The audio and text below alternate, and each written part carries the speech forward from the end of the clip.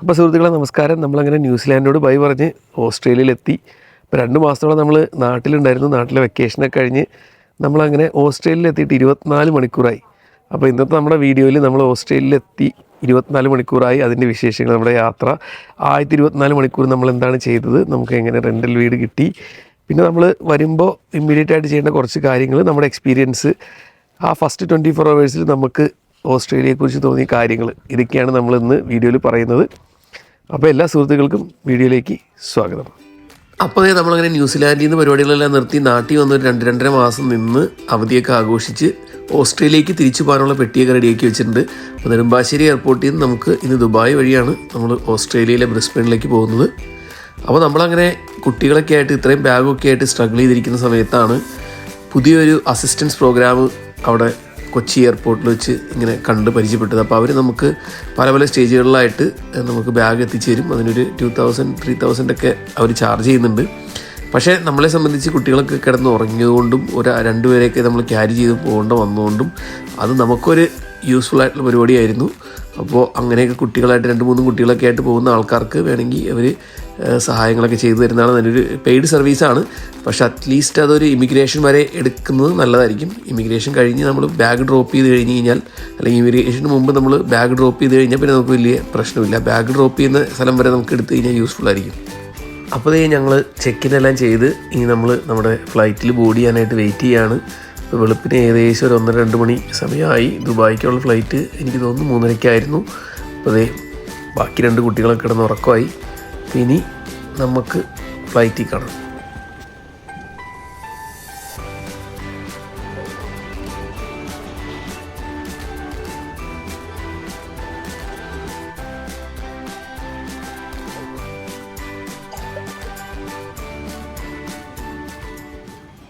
അപ്പോൾ അങ്ങനെ നമ്മൾ വിമാനത്തിൻ്റെ അകത്തെത്തി.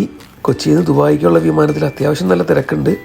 അപ്പോൾ ഞങ്ങളുടെ കൊച്ചിയിൽ നിന്ന് ഓസ്ട്രേലിയക്കുള്ള ആദ്യത്തെ യാത്രയാണ്. അപ്പോൾ ഞങ്ങളൊന്ന് പയ്യെ സെറ്റിലായി. ഇനി അടുത്ത ഒരു ഡെസ്റ്റിനേഷൻ നമുക്ക് ദുബായ് ആണ്. അപ്പോൾ ദുബായിൽ നിന്ന് പിന്നെ നമുക്ക് ലോങ് ഹോൾ ഫ്ലൈറ്റാണ്. അപ്പോൾ ഇതൊരു 4 hour ജേണി ആണെങ്കിൽ ദുബായിൽ നിന്ന് നമുക്ക് ബ്രിസ്ബനുള്ളത് ഏറെക്കുറെ ഒരു 14 മണിക്കൂർ നമുക്ക് ഫ്ലൈറ്റിലിരിക്കണം. അപ്പോൾ നമ്മുടെ നീണ്ട യാത്ര ഇവിടെ തുടങ്ങുക കേട്ടോ.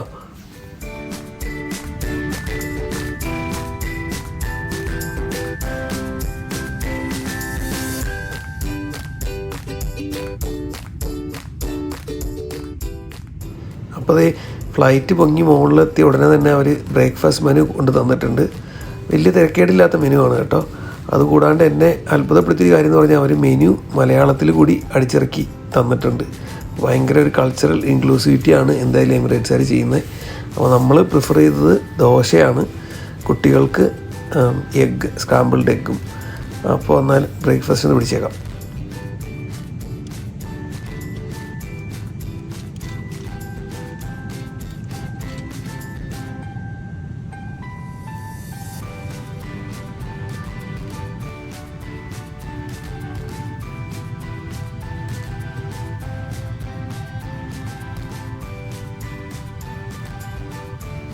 അപ്പോൾ നമ്മൾ ബ്രേക്ക്ഫാസ്റ്റൊക്കെ കഴിച്ച് ഒന്ന് കണ്ണൂർ നോക്കിയപ്പോഴത്തേക്കും നമ്മൾ ദുബായിലെത്തി കേട്ടോ.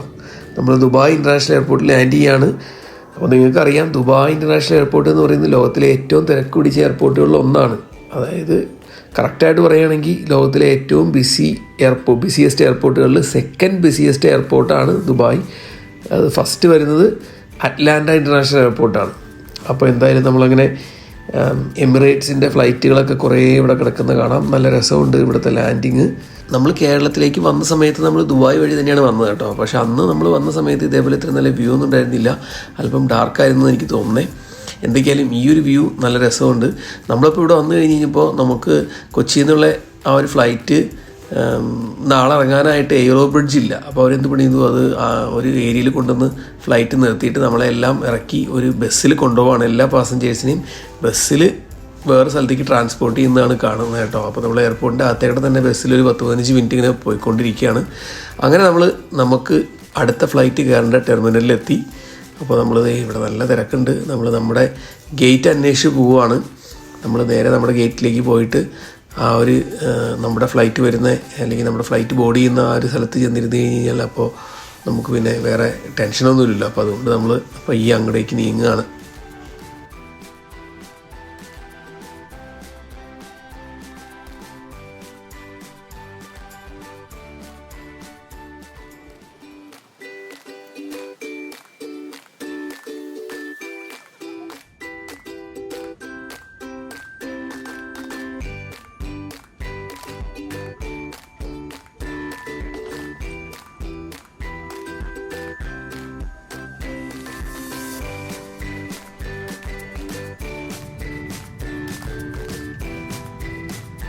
അപ്പോൾ നമ്മളങ്ങനെ എല്ലാ പ്രൊസീജിയറുകളും കഴിഞ്ഞ് നമ്മൾ ദുബായിൽ നിന്ന് ബ്രിസ്ബനുള്ള ഫ്ലൈറ്റിൽ കയറി നമ്മളൊന്ന് സെറ്റിലായി. അപ്പോഴാണ് അവർ ലഞ്ചൊക്കെ കൊണ്ടുവന്ന് നമുക്ക് തന്നിട്ടുണ്ട്.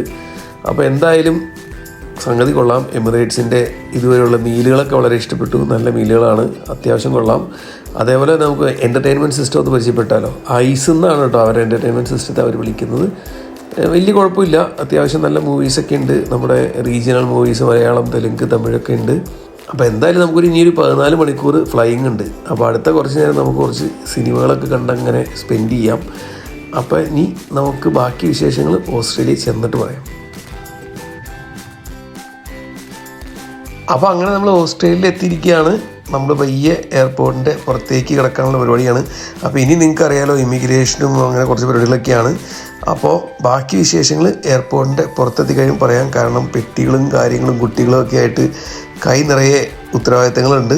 അതുകൊണ്ട് ചിലപ്പോൾ ക്യാമറ പിടിക്കാൻ പറ്റിയെന്ന് വരില്ല കേട്ടോ. അപ്പോൾ അങ്ങനെ നമ്മുടെ പരിപാടികളെല്ലാം കഴിഞ്ഞ് നമ്മൾ പുറത്തേക്ക് ഇറങ്ങി. ഇവിടെ കസ്റ്റംസ് ഭയങ്കര സ്ട്രിക്റ്റ് ആണ് കേട്ടോ. ന്യൂസിലാൻഡ് പോലെ തന്നെ നമ്മൾ ഫ്രൂട്ട്സോ അങ്ങനെ ഫുഡ് ഐറ്റംസോ ഒക്കെ കൊണ്ടുവരികയാണെങ്കിൽ അത് നിങ്ങൾ ശ്രദ്ധിച്ച് കൊണ്ടുവരിക.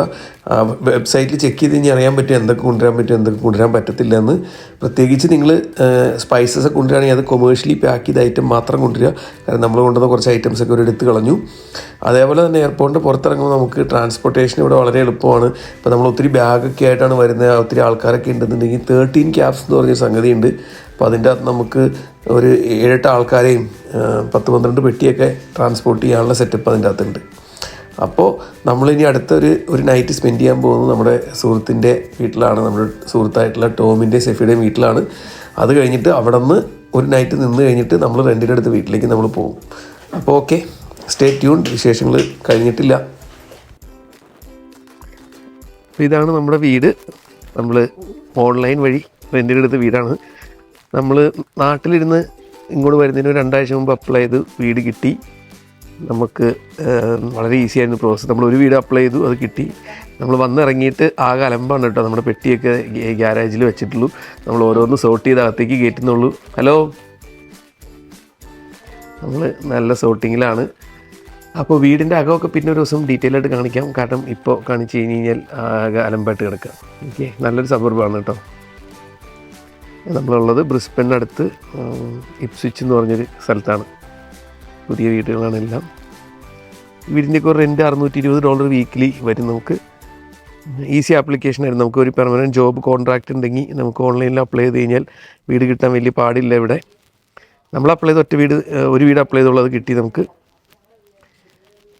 അപ്പോൾ നമുക്ക് സംസാരിച്ചിരിക്കാൻ സമയമില്ല. നമുക്ക് 24 മണിക്കൂറിനുള്ളിൽ ചെയ്തു തീർക്കേണ്ട കുറച്ച് കാര്യങ്ങളുണ്ട്. അതിൻ്റെ അകത്ത് ഏറ്റവും ആദ്യത്തെ കാര്യം എന്ന് പറയുന്നത് നമുക്ക് ലൈസൻസ് എടുക്കുക എന്നുള്ളതാണ്. അപ്പോൾ ലൈസൻസ് എടുക്കാൻ വേണ്ടിയിട്ട് നമ്മുടെ ന്യൂസിലാൻഡ് ലൈസൻസ് കൺവേർട്ട് ചെയ്ത് ഓസ്ട്രേലിയൻ ലൈസൻസ് ആക്കാൻ നമ്മൾ പോകുന്നത് department of transport and main റോഡ്സിലേക്കാണ്, ക്വീൻസ്ലാൻഡിൻ്റെ.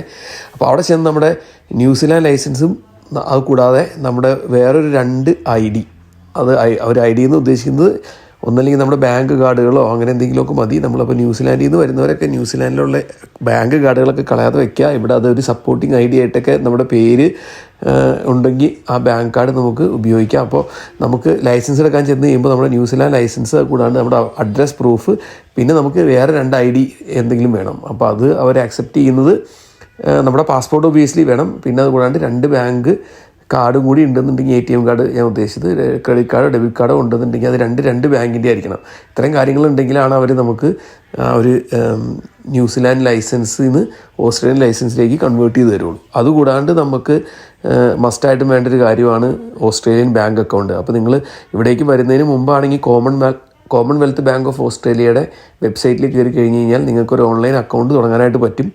അതിനുശേഷം ഇവിടെ വന്ന് നമ്മുടെ റെൻ്റൽ അഗ്രിമെൻറ്റും നമ്മുടെ ഒരു ID കാർഡുമായിട്ട് ബാങ്കിൽ പോയി കഴിഞ്ഞ് കഴിഞ്ഞാൽ ബാങ്കിൽ നിന്നും നമുക്ക് അക്കൗണ്ടിൻ്റെ പ്രോസസ്സ് കംപ്ലീറ്റ് ചെയ്ത് നമുക്കൊരു കാർഡും കാര്യങ്ങളെല്ലാം ഇഷ്യൂ ചെയ്യും. കാരണം ഇവിടെ നമ്മൾ എന്ത് ബാക്കി ഇപ്പോൾ ഇവിടെ നമുക്ക് മെഡിക്കെയർ, സെൻട്രൽ ലിങ്ക് അതിനൊക്കെ നമുക്ക് ഒരു ബാങ്ക് അക്കൗണ്ടും ഇവിടുത്തെ ഒരു ID നമുക്ക് മസ്റ്റായിട്ട് വേണം. അപ്പോൾ നമുക്ക് ഇവിടുത്തെ ID കിട്ടാനായിട്ട് ഏറ്റവും ഈസി ആയിട്ടുള്ള പരിപാടി നമ്മുടെ ന്യൂസിലാൻഡ് ഡ്രൈവിംഗ് ലൈസൻസ് ഇവിടേക്ക് കൺവേർട്ട് ചെയ്യുക എന്നുള്ളതാണ്. ഓക്കെ, അപ്പോൾ നമ്മൾ ഇത്രയും കാര്യങ്ങളാണ് 24 മണിക്കൂറിൽ നമ്മൾ ചെയ്തത്.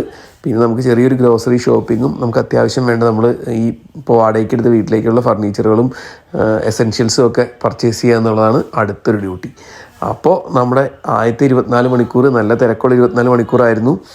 അപ്പോൾ നിങ്ങൾ കൂടുതലായിട്ട് എന്തെങ്കിലുമൊക്കെ വിശേഷങ്ങൾ അറിയാനായിട്ട് താല്പര്യം ഉണ്ടെന്നുണ്ടെങ്കിൽ തീർച്ചയായിട്ടും ചോദിക്കുക. അപ്പോൾ നമ്മൾ ഒരാഴ്ച കഴിഞ്ഞ് കഴിയുമ്പോൾ ഒരാഴ്ചത്തെ വിഷയങ്ങളുമായിട്ട് ഒരു വീഡിയോ കൂടി നമ്മൾ ചെയ്യുന്നതായിരിക്കും. അപ്പോൾ നമ്മൾ നല്ല തിരക്കാണെങ്കിലും പറ്റുന്ന സമയത്തൊക്കെ നമ്മൾ ഇതേപോലെ വീഡിയോ ഒക്കെ ഇടുന്നതായിരിക്കും. ഒത്തിരി പേര് പറഞ്ഞിരുന്നു ന്യൂസിലാൻഡിൽ നിന്ന് വന്നു കഴിഞ്ഞപ്പോൾ ഓസ്ട്രേലിയയിൽ എത്തിക്കഴിഞ്ഞപ്പോൾ ഓസ്ട്രേലിയയുടെ വിശേഷങ്ങളെല്ലാം നിങ്ങൾ ഷെയർ ചെയ്യണമെന്ന്. തീർച്ചയായിട്ടും സമയം പോലെ നമ്മൾ വീഡിയോസ് ഷെയർ ചെയ്യുന്നതായിരിക്കും. വീഡിയോ കണ്ട എല്ലാ സുഹൃത്തുക്കൾക്കും വലിയൊരു നന്ദി. അപ്പോൾ stay tune for more updates. Thank you.